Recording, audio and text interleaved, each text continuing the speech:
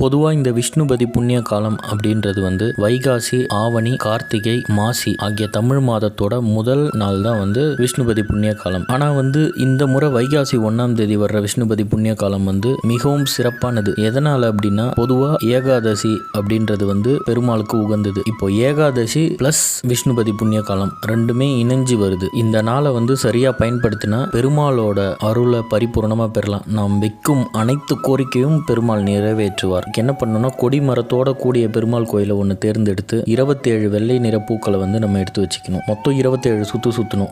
ஒரு சுற்றுக்கும் அந்த கொடி மரத்தில் ஒரு பூவா, அந்த வெள்ளை நிற பூவா வச்சு நம்மளோட கோரிக்கையை பெருமாள்கிட்ட வேணும். அதை சுற்றும் போது வைக்கும் போதெல்லாம் ஓம் நமோ நாராயணாய அப்படின்ற பெருமாளோட மந்திரத்தை சொல்லி சுற்றி நம்ம அதில் வச்சா நம்ம வச்சிருக்கிற கோரிக்கை அதிவிரைவில் நிறைவேறும். விஷ்ணு பகவானோட அருளால் உங்கள் அனைவரோட கோரிக்கையும் நிறைவேற நானும் பிரார்த்திக்கிறேன். நன்றி, வணக்கம், வாழ்த்துக்கள், வாழ்க வளமுடன்.